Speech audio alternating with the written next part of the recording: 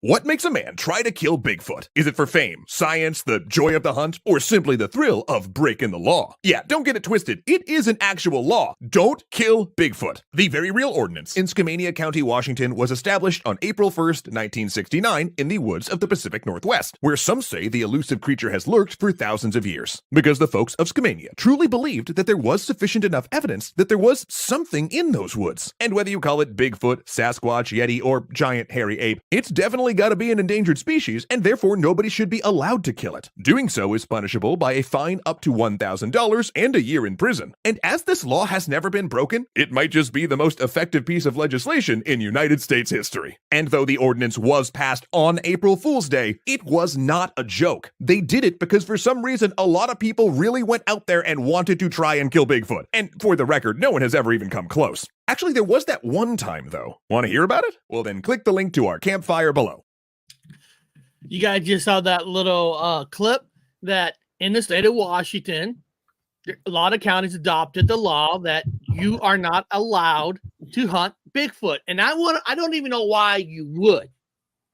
So before we start, we got the famous Daily Dan from South Carolina. Greetings from South Carolina. And then we got the birthday boy next to me, Dr. Wu. Today's his birthday. Guys, he turns 26 today. Yeah, he'll be back in a minute when he gets done using the restroom. He got all excited like a giddy little girl right before the show and had to take off for a minute. Yeah, no, I'm back. Yeah, I had a squat. I had to take a squat. What's going on, birthday boy? You're 26 today. Yeah, I'm 26 years young. I'm doing well. It's my birthday. I'm going to have somebody bought me a present for the breakfast morning, and I've got a it's a Clamato. It's a Budweiser Clamato. I'm gonna have this for breakfast. This is nectar of the gods. Guys, part of the show I like to give what I call useless information. Nice. Useless information. You guys saw that sometimes in the morning I put, what is my warm-up song? I always put that up now. So my warm-up song is across the bottom of the screen right now. And the disclaimer should be, warning, Dr. Wu has begun drinking early. This show will go downhill quick. I put my warm-up song as AC/DC Who Made Who. So here's useless information. In 1986, believe it or not, AC/DC was dying out. I know it's hard to weird. I know people, they were dying out. You know what saved them? Stephen King saved AC/DC. How did he save the AC/DC? He saved AC/DC. Stephen King did. And you guys can look up the facts you want. Stephen King directed his first ever movie, Maximum Overdrive. Oh, yeah. The whole movie was music by AC/DC. The soundtrack to that movie outsold the movie itself. Oh, that's right. The soundtrack made more money than Maximum Overdrive did itself. And it brought AC/DC back to the bright light. So technically, the Halloween month, Stephen King helped kept AC/DC alive with Maximum Overdrive. Yeah, you know what's funny? Information. Well, no, you know what's ironic, and I'm going to be honest. Danny states and knows when I do my certain things, when I play certain songs, is check the algorithms to see where I'm banned. The number one song where I'm banned everywhere. I have to remove the song completely, or I'm not. There's no show. It's "Who Made Who" by AC/DC. It's banned in every country. As like not copyright, like a copyright, yeah, but we're talking banned. No, Bob, mostly AC/DC and Ozzy Osbourne, their music just does not give you a copyright strike where they keep the money. It's not, your video is not allowed to be played in the country. No, like I'm banned in Antarctica. Like how is AC/DC banned in really the Antarctica? I go, since when? I've never been banned in Antarctica. Yeah, like when did Antarctica have a fucking... The one that's worst of all of them is freaking Kiss. If you put Kiss in your video, they will give you a strike and take your stuff down. I'm gonna have to try that. Yeah. Hey, listen, I'm still surprised that Gene Simmons hasn't took my cartoon down with them in it. Honestly, Right? all of them too. Their likeness They'll get to it. just enough to get you up the rear. Gosh. All that. So today, people, today's it's Bigfoot Day, Bigfoot Tuesday. Out of all the communities, there's problems in every community, but I would say the Bigfoot, in my opinion, is like the most healthiest of all the communities. Most everybody I have met in the Bigfoot community has been fantastic. I mean, there's some bad people, and I guess I will just show a few. Not this is one person. The main person I was come up with that say was not good for the Bigfoot community is Rick Dyer. Now I'm gonna put this link if you guys want to watch this later on. This was a great interview by Nikki. She did with Rick Dyer, which only credit I'll give Rick Dyer is he owned up to his saying that he killed Bigfoot. He said that he had that whole group. Danny knows a lot about it. What's the genitals look like? Put it in the refrigerator and trying to make money off of it, trying to claim all this, that they killed a Bigfoot. Danny, tell us a bit more about this Rick Dyer. Like, how far into the lie did he get? Big was the penis? Well, really, if you're going to talk about Rick Dyer, you should have the lady Nikki herself do it from Sasquatch Secrets, and I hope somebody drops that link in the chat. But Rick Dyer was kind of a famous hoaxer, and I think he just took hold of somebody else doing a hoax and promoted it. He was more of a promoter of hoaxer than an actual hoaxer to begin with.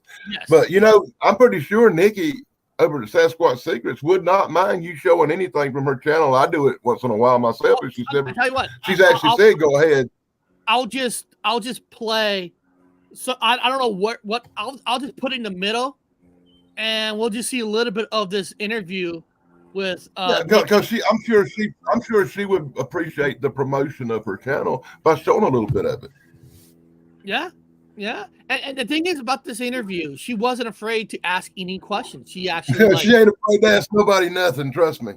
Yeah. So this is part of her and a guy named Joe Snyder are the reasons I'm a big skeptic the way I am these days. Yeah. What was it? Comes and lands on your house and puts gifts under the tree.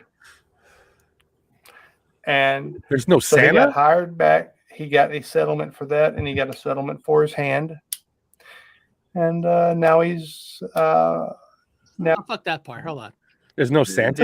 There is nothing. There is just a. Do you think? Oh well, this is going to make Rick Dyer look good in the Bigfoot community? Fuck the Bigfoot community. I don't give a shit. That's the difference. I don't care. And first of all, I'm glad I just happened to put it on that part when he said, "I don't give a shit." So it's like the worst kind of lying when you just don't care. There's no guilt. There's no nothing. You truly don't care. I don't care either. Yeah, well, I'll tell you what, and people might criticize me for my violence or whatever, but if I ever meet Rick Dyer, I'm going to slap him right in his little inbred face. I'm going to leave my handprint on his cheek, so help me God.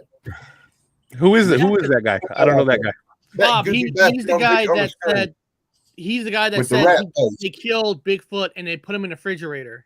Does he have an advanced degree in anthropology or physical anthropology or any kind of education? He's got an advanced degree in bullshit, Dr. Yeah, that's what it sounds like. It sounds like an idiot. I'm like, okay, can you explain to me the size of the anus on the Bigfoot? Because is it larger? It was a costume stuffed with pig guts in a freezer froze. Yeah, can you tell me about the carpals and metacarpals and the phalanges? Can you tell me the exact how many ribs do they have? What's the Bob? He drove around the country with this thing and having people pay money to see it. Well, of course, it's a freaking suit. I mean, it's just a con. It's a con. This man just froze a freaking suit into a what is it, Mr. Was it the Hendersons or whatever? What it called? One thing I always wonder, and I don't know this. Maybe Dan, maybe you know this. If I work in I don't know, a park ranger for the police, and you hear this guy's coming to your town with a dead Bigfoot in a fridge, wouldn't somebody go take a look? No, because they're going to assume exactly what everybody else is going to assume, that it's some kind of sideshow carnival stuff, and it's not real, and who cares? They're not going to go look. They don't give a damn. It's a carnival sideshow. That's what they think in their mind. If you had a real Bigfoot on ice and was showing it off in Kmart parking lot, people would still come out, say it's a fake, and not even mess with you. I guarantee you. 90% of the people wouldn't believe it was real. Let's hear more of this intelligent guy. And I never did. What's he drinking? Well, who is lying about seeing Bigfoot and having experiences? They ain't gonna do nothing. That's true right there. That's a true statement. Tell us who is lying about seeing Bigfoot and having experiences. They ain't going to do nothing. That's true. Nothing. People you don't can do say nothing. whatever you want. Even if you find out that it's fake, most people don't do nothing. They just walk away. I commune with fairies, and they're right there. Here's the story. I commune with fairies. They're flying around right here. I mean, I'm going to put them in a box and freeze them and then take them to sideshows. Meet up with this guy. Yep. We can tell that by the music you play on your live stream. What other You researchers? like it. Is that what you're saying, Kurt? Like it. Who out there is not telling the truth? He's hoaxing me right now. He's not hoaxing me right now. Oh, by not being on the. Hold on. Maker. And I believe that he's either the top filmmaker in the UK or the second. Morgan Matthews is a no. Who cares about this guy? But one of the things that he has did bring up a molestache. But Bob, he did bring up one thing in that interview. I can't say he's totally wrong on that. He mentioned that people who are considered on top wants to be on top, so they make sure that limited information comes from anybody else because people want to stay on top. That unfortunately that happens in every community. That people who are here, they want to stay here. Yeah. So they'll squash your findings. They'll squash you because they want to be the top. On top. Yeah, they don't want to be the bottom. They want to be the top. I mean, in any social organization, you always have the tops and you have the bottoms. Apparently, he wants to be a top. If you guys know what I'm talking about. Yeah, I would think he'd be the bottom. You don't think he'd be the bottom? It's so bad. No, he apparently wants to be a top. So he's probably been a bottom his whole time. Like a lot of these guys in communities, they're fucking tired of being the bottom. They want to be the top. They want to do the one mounting. I want to be the one sitting on the sidelines watching. I don't want to be no part of that process. Any one of you guys, that's the link to the whole interview. If you guys want to check out the whole interview, there it is. Nikki did a great job on it. Yeah. And, you know, she was polite. She was nice. She asked all the questions. Yeah. And I think even she was surprised on technically how open he was, just saying, yeah, I did it. You know, he was open. All right. He's a top. He opened it right up for him. She just, lets him walk right into that hole. He's a top. Well, actually, no. Got tired of being a bottom. So I wanted to see. This is kind of weird. I'd open up in the morning. I open up my laptop, put on MSN, and there was actually a Bigfoot story that came out today, which is an old story, but October 16th. Like, wow, this was just here next to. I'm serious. There's a Joe Biden story about if Russia invades Poland, we're going to war. And then right after that was this story. I'm like, this is a weird transition. Another war. Awesome. Let's do it. So this was a story that was actually, look, today's date, October 16th. So the story of this one is Sasquatch expedition, campers deny involvement in Bigfoot sighting with cheeky response. That's British. Cheeky response is British. Many internet users think the recently viral footage of Bigfoot walking in remote Colorado is connected to the Sasquatch Expedition Campers group. Their recent comments on the subject has failed to put off people's suspicions. Conveniently. I know. I made the viral UFO alien claims. Rumors about Bigfoot and Sasquatch sightings have also captive internet users. A recent claim suggested Bigfoot was spotted walking in remote areas of Colorado. Now, internet users are linking the alleged spotting of Bigfoot to a nearby business, the Sasquatch Expedition Campers. Conveniently spotted.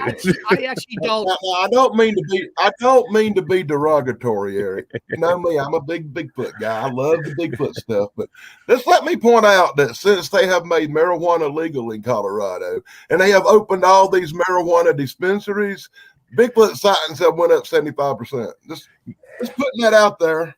Yeah. I know. Hey, listen. This story came out today. Look at the date, October 16th, 2023. Oh, actually, sorry, yesterday.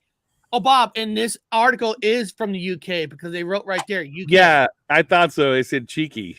There was cheeky in there. Like, that's British. What if when you smoke marijuana, it opens up some kind of receptacle in your brain? It does. Clear. It would be funny if they found that out, wouldn't it? Well, I think you actually can see Bigfoot better. Well, you actually hit a biological nerve there because, your neurotransmitters, when it comes to an hallucinogen, all it does is create synapses in both sides of your brain. It connects the brain all together, makes one brain work as a unit. Actually, when people only have parts of their brain work, and so in any hallucinogen, you are able to see a lot more than normal. I guarantee you.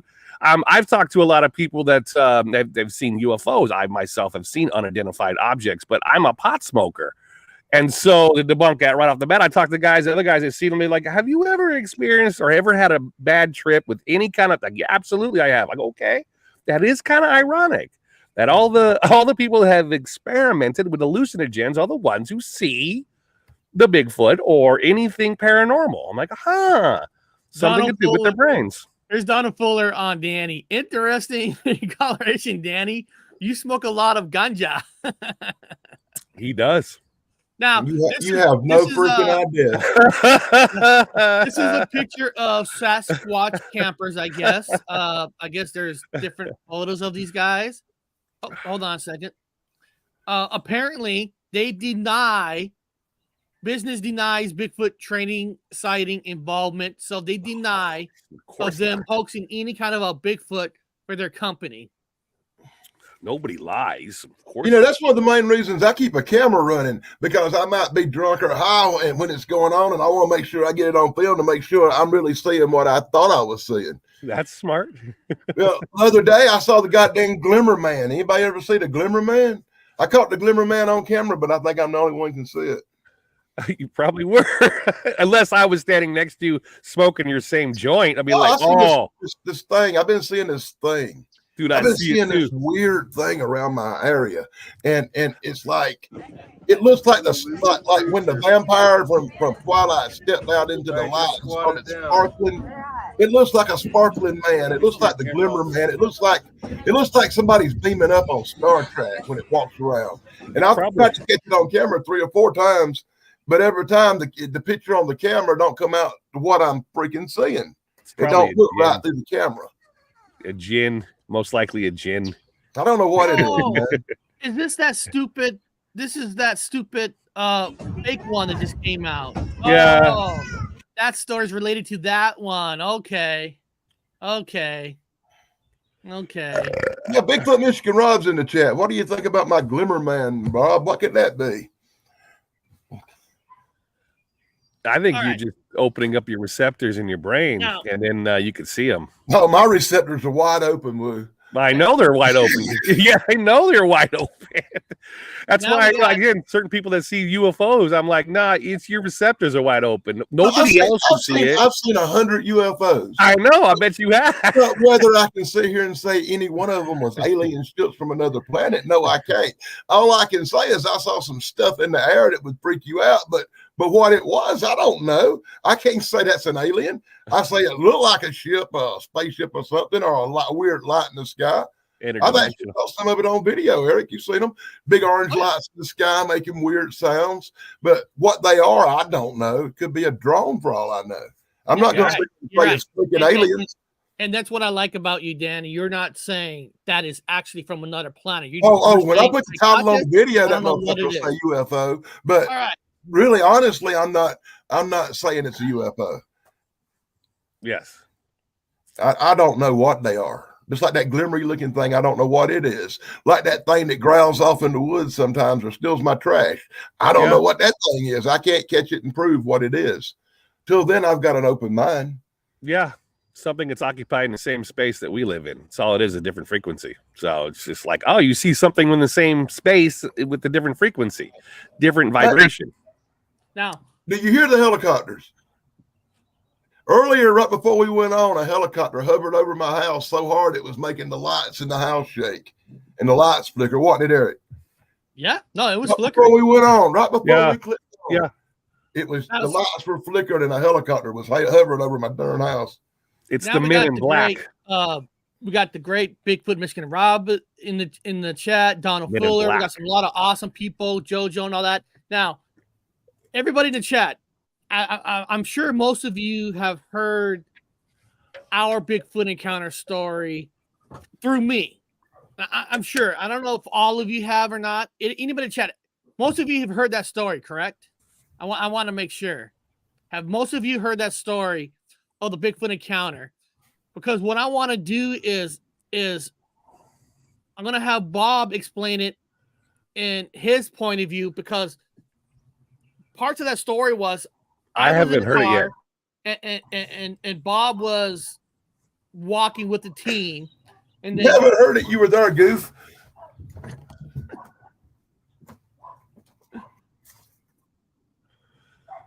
There was no team. It was a bunch of cousins. About the rifles, hunting deer. It was family. It was family. Yeah. I guess it's a team. Family's a team, man. It's family hunting deer. Family's team. Yeah. So that's true. We thought it was a bear, and we just saw brownish, reddish, whatever. But we went out, we jumped out and ran it down. We thought it might be, children would run towards a bear.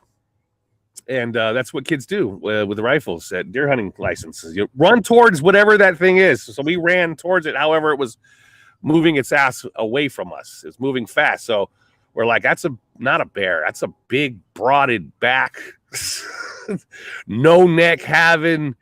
What is that? Through the manzanita brush, like making its way down through the whatever's. That's an upward walking bear. Nah, that's pretty much.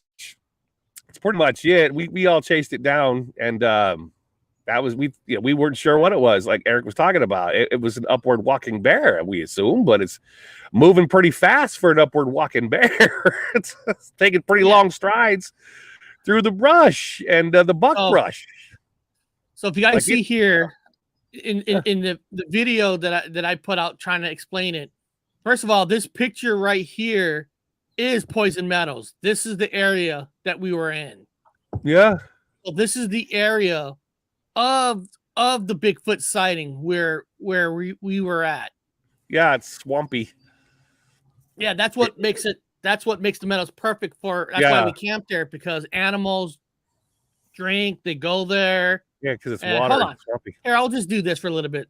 Yeah. If anybody's got to go bathroom on that, you guys could go bathroom through this video. In September, during one of our hunting trips, we were, camping normal, nothing out of the ordinary. We were, we got up in the morning, we make our breakfast. Then everybody's checking their gear, making sure they have whatever they needed for our for hunting trip that day. Half the team go on foot, and the other half we go in a vehicle. And during our trip, what we do is we have a plan where half the people go on foot to deer hunt, but to hopefully maybe they can flush the deer out to the road part where we're going to meet up at a certain time of day. It doesn't always work, but sometimes it does work. But regardless, we were just, normal hunting trip, nothing out of the ordinary. We meet up at a place where there's a lot of rocks. It's we don't change spots. We meet up at the same place where the people in the vehicle meet up with the people who are on foot. And we do that to make sure that everybody's counted for, everybody's there. And then once everybody's counted for, everybody's there, everybody's safe. We'll eat real quick, a little snack. And then we all get in the vehicle and we drive back to our camp. And by that time, it's about 4 or 5 miles away. Nothing crazy, nothing out of the ordinary. But this night, wasn't night yet, but we're driving back on the road because you're not allowed to hunt at night. So, we're a family that follow the rules dramatically. That's right, we're a family. We don't change. We follow the rules the way they're meant to be. Well, during our drive back, and we drive slow just in case the deer comes out because it's not dark yet. Not dark yet. Our family's you ready. never know They're ready. They're looking. The luck of the shot's going to come. But, we heard noises. Nothing crazy. We're like, noises, Everybody's like looking around. Like, what is that noise? What is that crackling? Well, I remember we're just driving, and then we heard the noise that stuck with me for the rest of my life. My Uncle Johnny going, what the fuck is that? And guys, if you guys know our Uncle Johnny, when he yells, it's like a go. You're never gonna forget how he says things. He's like, go. That means go. That means get out. Go. Because Bob will know nothing scares my Uncle Johnny. He was the one who's driving Bob and his son on a motorcycle, went over a cliff, landed on the rocks, had to get lifted by an helicopter, and true story, was one of the first people in history who ever had this new machine. Cage. Because if he would have moved his neck one way, he would have died. Yeah, a cage drilled into his head. So our Uncle John, there's nothing that would scare him. So when he said that, you knew something was up because he's not afraid of nothing. This man, he was actually, and this Uncle Johnny was drafted in a war. I mean, he's seen it all. Get him, boys. Yep. I mean, we had bear tags. Everybody turn their heads. I'm sorry, Bob. I'm sorry. No, I said we had bear tags, so we did have bear tags. So I mean, we don't hunt bear, we don't eat bear, but we had bear tags, so we could legally go after bears. So a bunch of kids chasing fucking bear down a mountainside. However, it was not a bear. Nope. Let's finish this. There it was, right there. A Bigfoot, over 7 feet tall, like that, but light brown color, just staring at us right there. And there was a total of 11 of us, all seeing this thing. And I remember another person was like, "That's not a bear." That was you, Bob. We're like, "Is that Bigfoot?" I remember. Everybody's getting out of the car. Everybody stop the car. That was you. Yeah. Who screamed out, "That's not a fucking bear." Yeah, but I didn't quite say it like that. I was like, that ain't no fucking bear. That's more like, that ain't no bear. What the hell is that? That ain't no bear. That ain't no bear. Bears don't fucking stride like that. That is Bigfoot costume. It could be. Why would somebody know this? There'd be no reason for it now where we're going. Like, there's no men out here that we hunt. I'm going to tell you right now. Oh, wow. Chad Smith's been a member for 18 fucking months. What a fucking awesome guy. Thank you so much for sticking with the channel. There ain't going to be no man in a suit where we can't. Not where we go at. No, it was during the time when there was respect. People do not steal other people's camp spots. Well, there's no internet. They know our family. They know the Wood family. You don't fuck with the Wood family because you fuck with one, you fuck with everybody. I mean, there's no social network. So nobody broadcasting like a hoax. There's nowhere where the hoax to go. I mean, who are you fooling? A bunch of rednecks? You never had nothing like that happen in South Carolina where people hoaxed a Bigfoot. Because if you pull that crap around here, you'll look like a piece of Swiss cheese in somebody's backyard because everybody in South Carolina has a gun. Yeah. And Dan, everybody, bunch of hillbillies. If you're going to hoax, why the hell would you try to hoax 11 people with weapons? That's kind of stupid, right? Yeah, I mean, I'm sure if you had like a Santa Claus showing up to somebody's house or somebody in fact, I even played a joke on all my kids and Eric's kids and everything when we were kids when I showed up with a bunny suit on Easter, and I'm like walking around with the bunny suit on Easter, and everyone's like, Let me answer this question, Donald Fuller. Promptly, where were you hunting?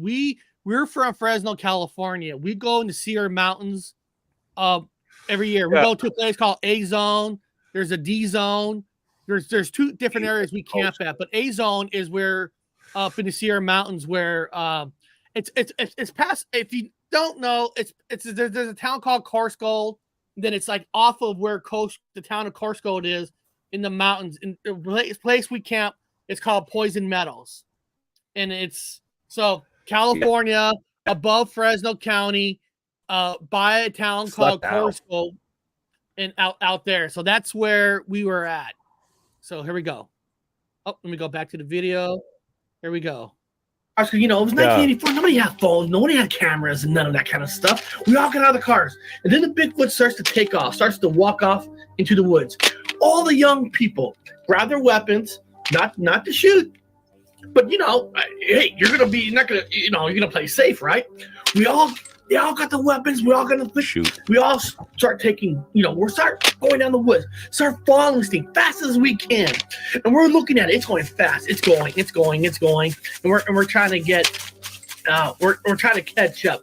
I was probably like the fifth kid behind. I was 11. So I wasn't 14, 15. They're faster than I was. We're going. We hear it cracking into the woods, crackling noise, boom, noise. And it didn't make a noise. It makes the noise like a woman screaming, like distortion sound coming out of a speaker. It was the most, I don't know how you explain it, but it was a scream you're never going to remember. And we're chasing it, we're going down the road, and then all of a sudden, somehow, there's a tiny bit of a clearing. That's Poison Meadows. Gone. That's where we were at. It's just gone. But the weird thing about it, at the same time, the noise was gone. There was no noise. It was gone. Well, we all get back, I mean, we all head back. And the thing is about our family is it's, even though we all had that kind of experience and we all kind of knew it was the Bigfoot, it didn't bother anybody. It's like, okay, next, because we were, Bob, our family always talked about the woods and the Bigfoots and stuff. So it was really. Yeah, Eric, what weapon did you have again? Eric, what weapon did you have? He's a kid. We had the number one weapon we had is 30-06. Bob, what do you have? What did you have in your hand? I had a 30-06. Eric had a knife. I had a fork. Well, he had a knife. A fork? I had a fork. He had a fork. A knife, a fork. What were you going to do if you caught it first, Eric? Well, he's a little kid. Eric wasn't old enough. He wasn't old enough yet. When you see all the 14 to 15-year-olds like Bob and all them going, you're going. You have to follow the action. Now, Bob, this is where, since we got you, now you were one of the first groups that started to go after it. I mean, since you're in the front, I'm in the back. I mean, did you see anything? Did you see when it disappeared? I mean, what did you see? Saw an upward walking bear that moved. I know it's fast. a long time ago. I saw a bear with man legs moving pretty quickly through the buckbrush, and it made a scream like a virgin on prom night, which made me stop. Oh, bears don't make that noise. We gotta stop. There's something wrong here. Pretty much cut and dry. Other than you're a deer hunter. We do have a bear license, so technically we don't normally shoot bear. We don't shoot bear. We hunt deer. But we can chase it down. Legally, we have a tag for it. And a bunch of kids wanting to hunt. So we chased him down, running after him. Again, that's something wrong here. It was like Danny Staten talked about it a little bit. There was a silence, like a vacuum. Almost your ears kind of crackle a little bit. You're like, there's a fucking vacuum. There's a vacuum. There's a vacuum. Where even the squirrels stop chirping. There's always a sound, There's always a bird. There's always something making a noise. But when you have a vacuum I think the sound, government's trying to stop Bob from. Am I freezing? Am I on? You're on that. But you are freezing here and there. Oh wow! It's not freezing on mine. Huh? Looks fine to me. People in the chat. Look fine to y'all guys. How about this? Hey, people in the chat. Is Bob freezing once in a while? Let us know right now. Maybe it's just the way my StreamYard is showing me, Bob. Huh? Strange. Let's see if people in the. So I know what you're saying, Bob. The sound does go. The sound like it just like disappeared. Even the sounds you hear in the regular forest at night, it was absent. It just went absent. Yeah, not it's freezing like, on mine. Okay, like I'm a sorry. vacuum. Oh, Bob. Oh, here it is. Juan True says Bob freezes me. Oh, Bob freezes me. I don't know if that's I don't know if that's an answer to the question or Bob actually freezes. It's my birthday. I can even freeze. comment to that. So, and Bob, how long do you think? I'm trying to remember. Like, how long do you think that silence was there? I know it's hard to get. I don't know. I was a kid. I don't know. It was probably a minute because that thing moved fast. It was fast. I mean, like we're talking freaking moving along. That's why when you're like that is not a bear, man. Nothing moves that fast. Those damn things move fast. And it plays like it does a thing where it uses the buckbrush as its navigation area. Now it was in the clearing, but it was out of that clearing in a few seconds. Probably within 10 seconds, it was already in the tree line, and it dives straight into the brush areas. I mean, it knows it knows how to walk and camouflage itself when it moves. Now, bears, they'll look back at you a little bit, like they'll get a little brave, and they'll get to the point where they're frustrated for being chased or whatever. But bears will move along. Deer will just haul ass. Bears are a little more stride, and they'll even give you another look or two. It depends on if it's a male or female. But this thing was more like it moved more like a deer, where it had it wanted to get out of Dodge. It doesn't want to be seen, and I mean that's what everybody says when they see it. I go, well, I guess. I mean.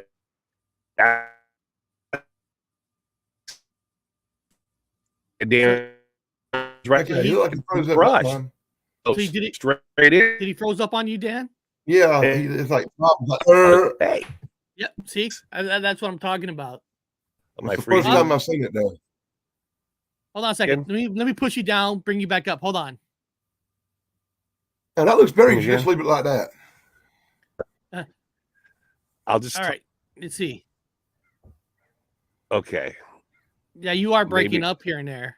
Bob, you want me to kick you out and you jump right back in? Sure. I'd probably give off, Bob, and see if you see helicopters. Well, I'm probably giving off a lot of radiation. Well, you seem fine right now. You're not breaking up now. I'll just stop now, speaking. Now, let me ask you this. Of course, in those days, the stories. I'm not saying simple. Not saying simple. What I mean is now you get older, you start hearing about underground tunnels that these things could have. You hear about like portals and all that, and we know this thing is gone. By any chance, you think it just knows the land, it disappears like a green beret being trained, or do you think maybe there is some truth into the stories of underground tunnels, or maybe a possible portal that this thing just disappeared? Because regardless of a tunnel or portal, what would cause a silence of sound of everything just gone? Well, as a scientist and as an anthropologist, number one, any cave that I've ever saw where we were at, it has a bear in it. I can't see no Bigfoot living next to a dirty ass bear. That won't work. So there's no tunnels for them that I've ever saw. And if I were to just take a random guess as a scientist, I'd say these dudes just do duck and cover under buckbrush. And they can, deer can lay under brush and you don't see them. They're completely camouflaged. No, you can't. They know what brush to lay under. They know what the temperature. They know what's warmer and what's cooler. Deer know all the areas of it. They know it. And if these things were born and raised out in those sticks, they know the same brush. They know how to lay underneath manzanita. They know how to fucking hide. You're not going to find them, especially with their, because this thing was more, it had a lot of loose hair, but it was camouflaged. I mean, once it hit the brush, it's gone. I can tell you what the old Indians told me a long time ago when I was a kid. Sure, tell us. About 45 years ago. Were you sitting on their lap naked? I knew an old Indian chief who was really old. He was like over 100 when I knew him, and this is 50 years ago, 45 years ago. And he was like 106 back then. But he'd sit around the campfire at night and he'd tell all the young people stories, you know what I mean? And he'd talk about Bigfoot and Sasquatch and all the tree spirits, the Native American beliefs and what these things were and where they come from. And I asked him, I said, well, how come they always disappear? Because I've been walking around the woods with a gun for about 4 or 5 years, wanting to blow brains out, because that's what I tried to do for 25 years. I wasn't going to take a picture of Bigfoot. I was going to hang his ass over the fireplace. He scared me. I agree. I had a pretty big vengeance thing for a long time. Took me years to get over that. But I asked the old Indian, and he said people don't find where they sleep. He said, because if there's a beaver dam in the area, they'll go kill beavers and go up into beaver dams and sleep, where you can't find them and you can't see them because they're up inside the beaver dams. And he said they're a lot more water-based than you think they are. He said they can stay underwater. They can stay underwater for 4 or 5 minutes at a time. And he said one of the things they do to hide from people like me and you, where they can rest and not be bothered, is they'll go down into a lake or a river, and they'll dig out the sides of it, and then they'll dig up. Or they'll find these underground water caves where you can go into the cave and then go up and be inside the ground where there's air, and they live inside the banks of the rivers. That makes sense. Poison meadows. That's swampland we were at. Well, they stink, so they smell like wet dog. Because they always live in the water and they smell musty from being up in them riverbanks. They also get that's how they get the catfish. They do what they call noodling. They'll go up under the banks where the catfish go up in them holes, and they'll get the catfish out and eat them. But the thing people don't know is them holes that the catfish get up in when you're noodling for them, them holes get big enough to put 10 men in, and sometimes they go up into the bank and have reservoirs of air up in them. Yeah. Well, I mean, people don't know it in physical anthropology as eating primates and hominids. One of we'll just talk about one of our best, and it is what it is, defense mechanisms that we have is that we stink. We stink to other animals. We smell like armpit stink. You ever been in the military, or you've been in a room with a bunch of guys that hadn't fucking showered? Let me point out this smell. All of us don't smell like Dr. Wood. Some of us use colognes and take soap and stuff. Not natural like the wizard here. In nature, males, especially males, smell really bad, which is also whatever is for the females. The females, they even did cross studies where they've actually done studies where you have all these men and they have their t-shirts and they work out in their t-shirts, and then one of the guys, there's a lady smelling the t-shirts. One of them is her brother, like her biological sibling brother. And she sniffs each of the t-shirts and he'll pick up one. Oh my God, this one smells awful. And it turns out like 8 times out of 10 that's her biological sibling brother, and he stinks to her. That's nature. That's so they don't mix. Men have a pungent stank if they don't use the natural powders or whatever is in all the deodorants and shit, which causes cancer and all that bad shit. Pretty much everyone's going to have cancer if you use any deodorant. Heavy metals. But anyway, men biologically stink, and that's your defense mechanism against other males, competing males. But women can smell it, but not as bad if it was a sibling, whatever. There's a jet going by. You guys hear that one? I got a jet. Anyway, I never thought. But so when it comes to a hominid like Bigfoot, and they always say that skunk ape, and they always hear it. That's loud, ain't it? He's outside. It sounds like it's going over my house on this computer. I gotta tell you, the neighbors love him there. I get helicopters, jets. I get all kinds of low flying planes. Anyway, there it's gone now. Yeah, I get a helicopter. I get a helicopter every night. But anyway, it's a biological mechanism for hominids to have that smell, and it makes sense to me when people describe how it smells. That Danny states would be correct. That it's living into the swampy marsh under the water, in the water, where it has a little bit of air, but it's because of its buoyant body and probably whatever. And they always have that same description smell, like they had been in dirty water. And combined with the natural biological stank that all primates have, yeah, it makes sense that you would describe it that way, because that's what some people, they smell like a wet dog that just ate a skunk's ass. You're like, yeah. Honestly, I've interviewed lots of people who said they saw something. And when it comes to smells, only around 45% of them actually said they smelled something. Most people don't smell nothing. The 2 times I saw Bigfoot, I have no memory of smelling nothing nasty. But I might have been upwind. Yeah, you could have been. I might have been away from the wind. Might have been blowing a different way where you couldn't smell it. I'm not saying it didn't stink. I'm just saying I didn't smell it. Yeah. But the people I've interviewed, they said the smell was like when you go to the zoo, the smell of them heavy animals, like you smell in the zoo. Yeah, and that's a natural defense mechanism. So if you have a grizzly bear versus a Bigfoot, and Bigfoot would stand there and do his whatever's, or he'll just get the hell out of it, hit the brushes, but he's got a stank to him. And people don't realize that animals don't want to eat humans. They will. But we're foul to them. You see, and I'd always been told Bigfoot stinks. So there's been several times I've been in the woods and I smelled pungent odors. And I'm like, was this Bigfoot? What is this smell? And I've never been able to track down what the smell was. And I smelled the same thing 3 or 4 times. But on another investigation somewhere else, I went in these woods where people said they saw something 2 or 3 times, right? And I smell something every time I go in there. I'm like, God, there must be something living here because it smells so pungent. It smells so nasty. And I went in one time and thought I saw something moving around. And that's a natural defense mechanism for primates. And then I went and told my brother about it. And my brother pointed out the fact that 100 yards away on the other side of the hill from where this was happening was a waste treatment plant. And what I was smelling was probably raw sewage from that. So you see, no matter how good an investigator is, you can be fooled by stuff.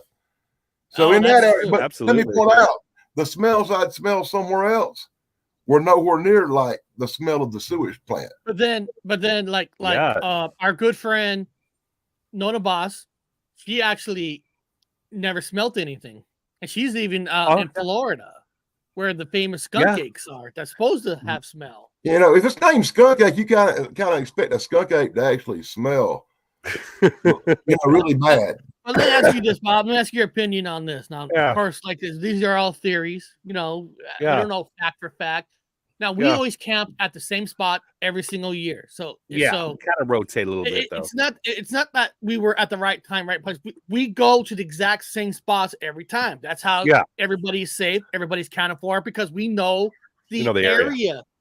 You think maybe that one Bigfoot knows us because they know our smell. They know we camp at this spot. So it didn't attack nobody.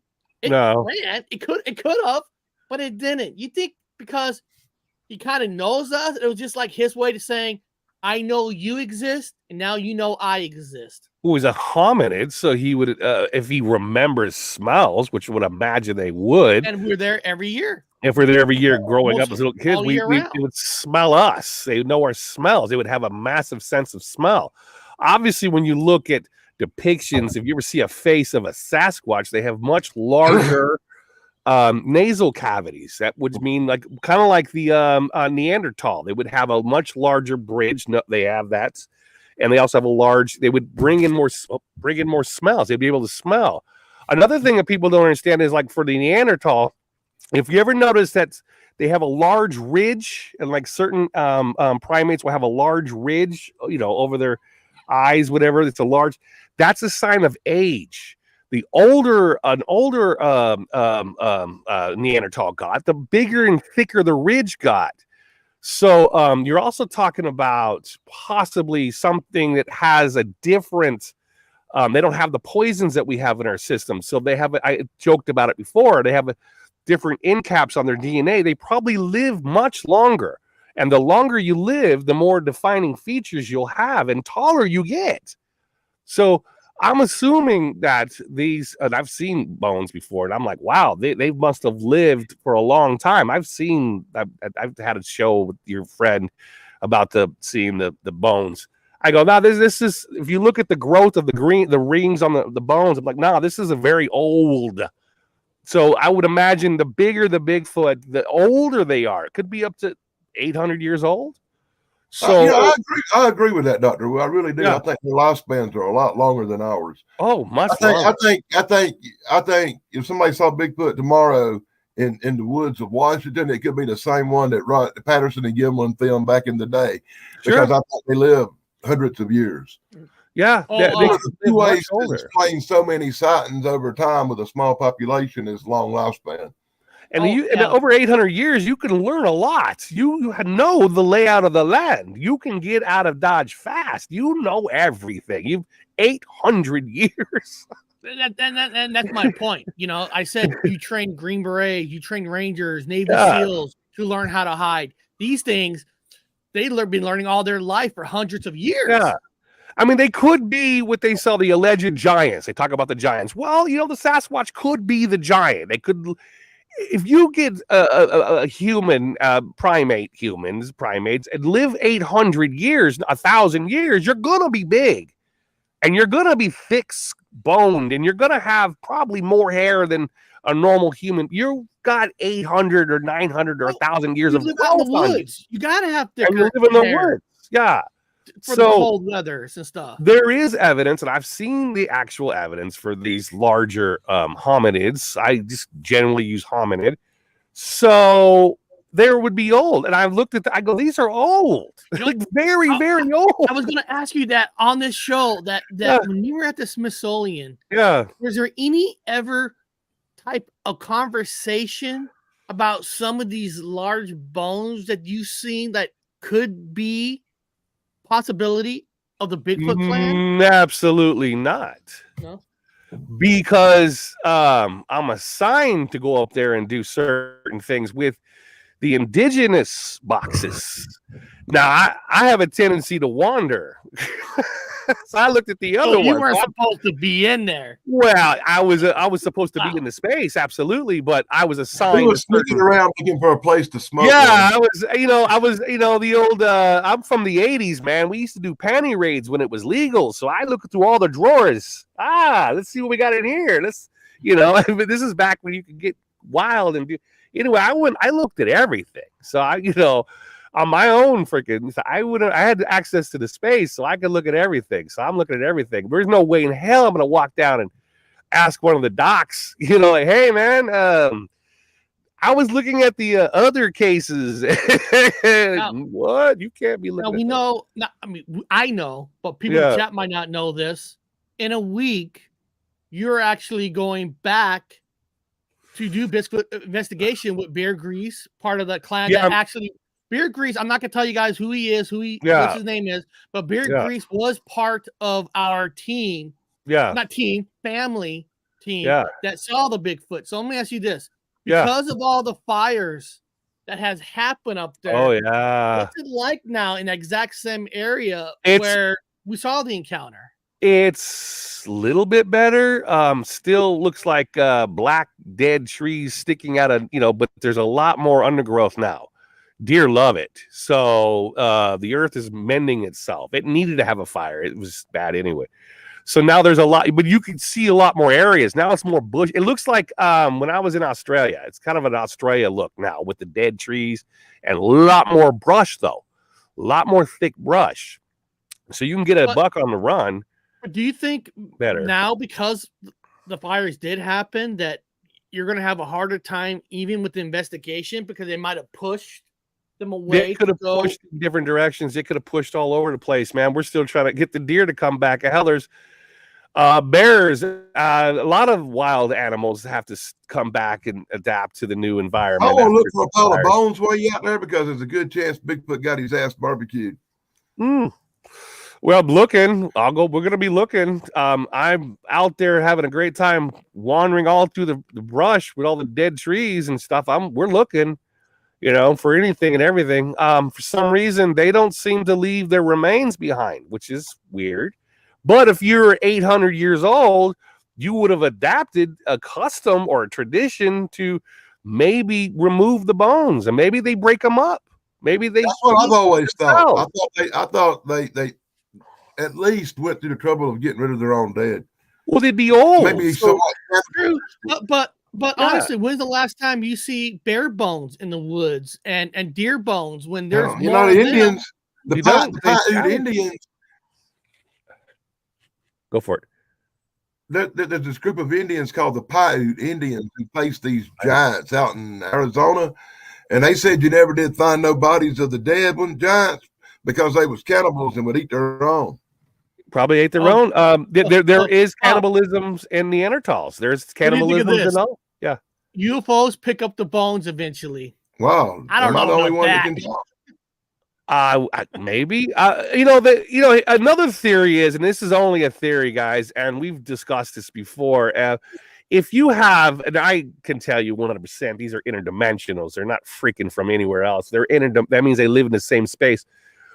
Sometimes, if you have, this is all speculation. If you have an interdimensional something that lived 4 million years ago, and you have a thriving civilization that crosses some sort of whatever barrier and they get here, well, then whatever surrounds them would probably come in with them, like with a wake. As they say, what do they call that when a race car gets beyond another race car? That's called drafting. Drafting. So maybe you might have some hominids that get drafted. They're drafting behind a craft that comes through a barrier, and they get stuck within the same period of time that these things showed up in. Basically like a Stargate. They got sucked in. They got drafted in. And so they're running around not 100% there, because when you talk about UFOs and certain of these creatures, they're not always 100% here. Like a piece of them is still 3 million years in the past, and they have a presence here that is just enough for them to show up and have some sort of buoyancy to do something. Who's to say that Bigfoot or a hominid didn't draft behind them and has the same properties physically? That's why you get the silence and the ear popping. They could have just got in here like in the wake, and they're only here temporarily till it goes back, and then they go back with them. You know what I'm saying? Let me ask you the most ultimate question, but I want to hear it from you. The ultimate question. How big? Why to this day, all the footages that we have seen, and maybe they are super clear pictures, they just people are denying it. Yeah. Why can't we get in your opinion, a good, solid picture of a Bigfoot? In your opinion?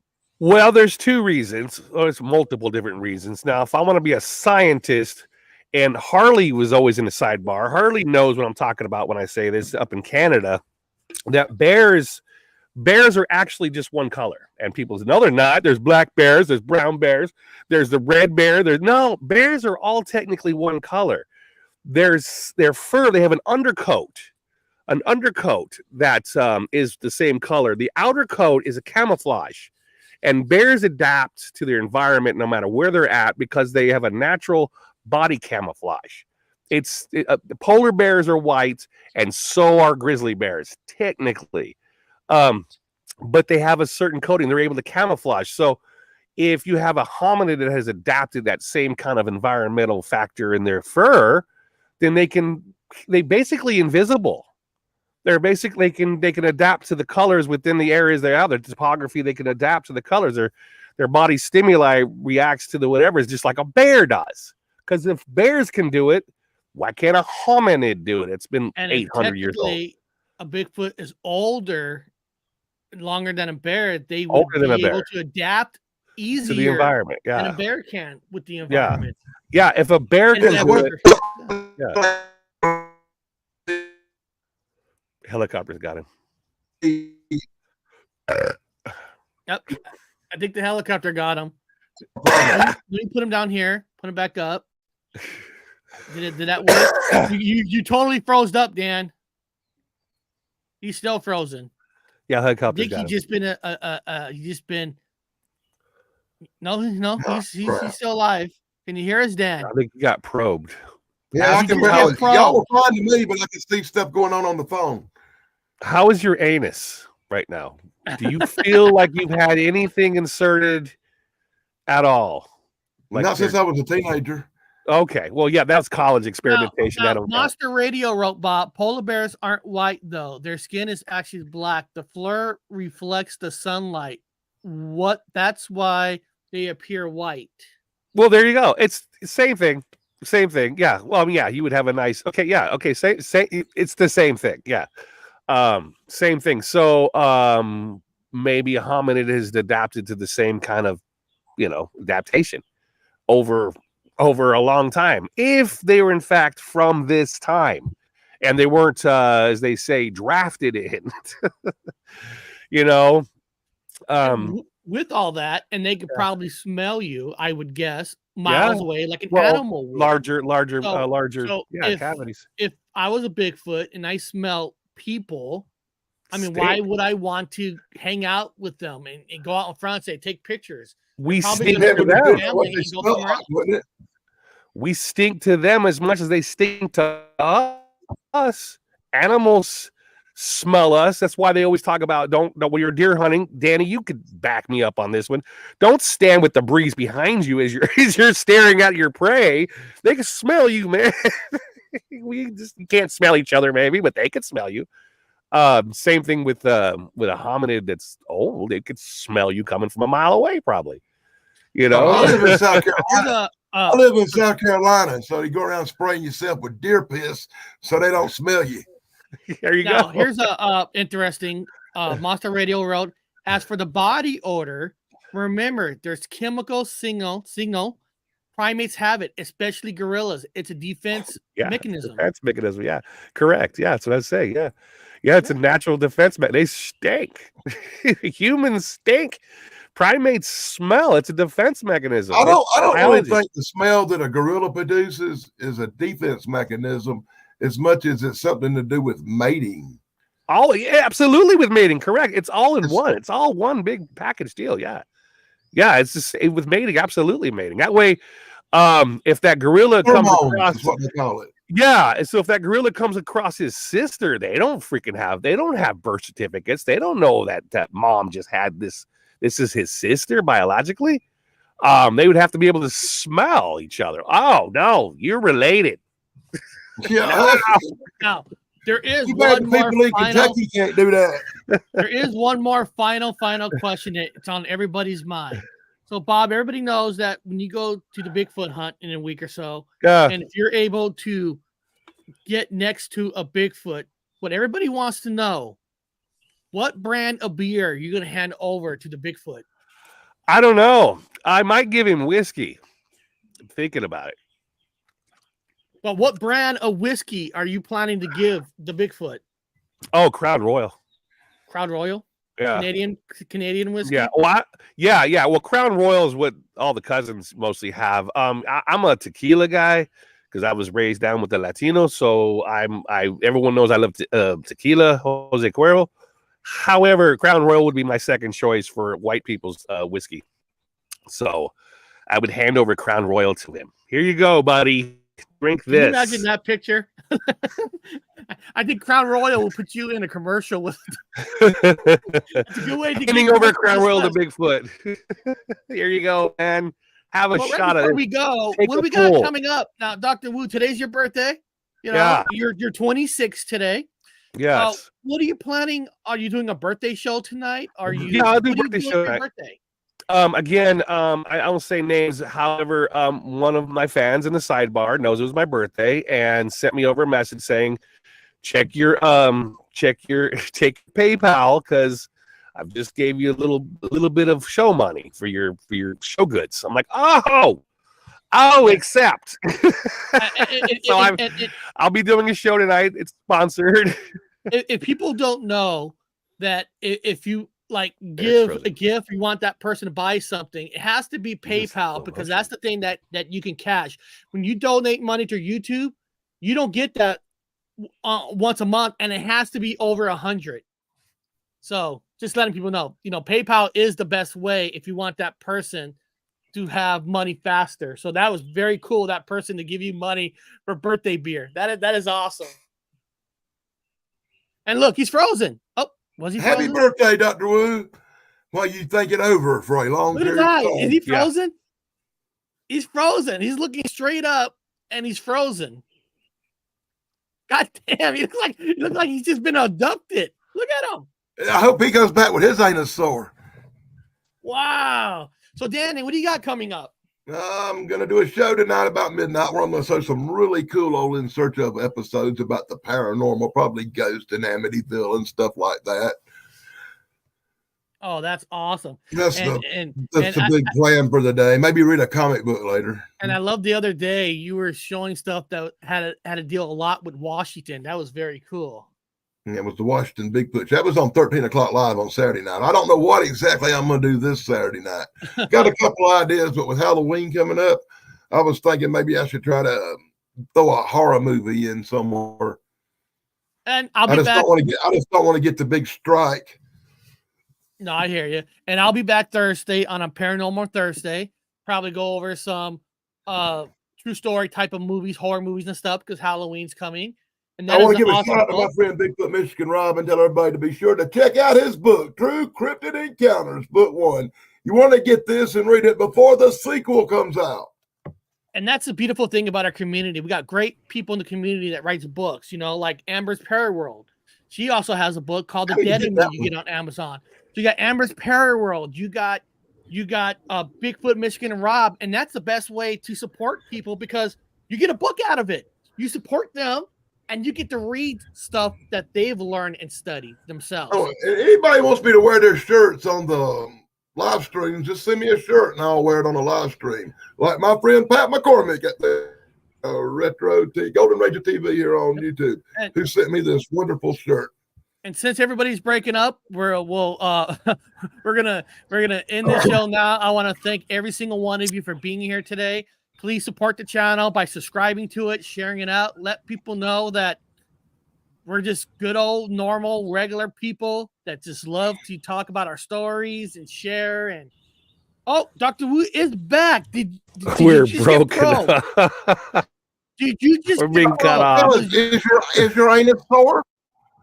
Is your anus sore? We're cut off. Did that chip in your head? Did it blow up? Well, guys, we all have fun. I want to thank you guys for being here. I want to say I'll see you all next time.